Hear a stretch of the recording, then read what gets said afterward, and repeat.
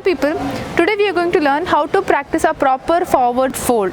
So I know a lot of people will have a difficulty that they can't touch their toes. They said they cannot do a proper forward fold. So the reason behind this is your hamstrings and your tight hips. You need to work on these things. So we'll see what are the postures will help you to get better at this asana. So that you're at home, you might not be able to do a lot of things, complete stretch by yourself, and you'll be thinking how to do it. That's why we're using blocks, which we generally use for practice here. So if you don't have blocks at home, you can use some lower chairs if you have, and then we're going to use this strap, or you can use a belt at home. So alright, so there are some two postures which you need to do must to get better at your hamstring. So one would be a lower lunge. Front leg will be in the front and your back leg, take it back how much ever the space, minimum 4 feet apart depending on your height, and then bend your front knee and take your both the hands up and go down how much ever you can given your flexibility. From here, back leg will be completely straight, and again straighten your forward leg and try to bend forward and see how far your hand goes down. Something like this. Here you can see that here she can completely go down, touch her forehead to the knee and all of it. In case if you find it difficult, you're going to use the props here. You can keep the blocks and you can take a help of them. You can drop your hands on that so that you won't stretch your hamstrings too much. So make sure you go how much your body allows.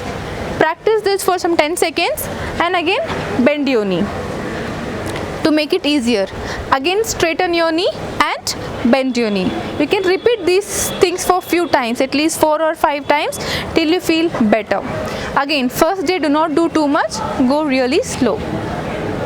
And you can stay here how much ever you can and slowly come out of the posture. This was the first one. The second one is a lunge again, but then it's a complete lower lunge. Back knee will be on the floor, front knee will be into 90 degree.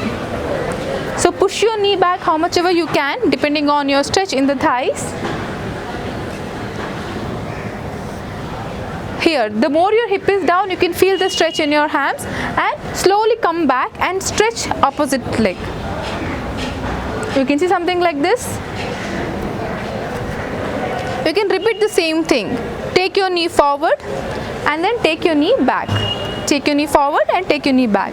Practice this for at least about 5 times, and in the end if you feel like staying in this posture, you can stay there for some about 10 to 20 seconds and practice this every day. Alright, and after this you will come back. Last posture to practice, sit down on the floor. Here we would not use the blocks, we might use the strap.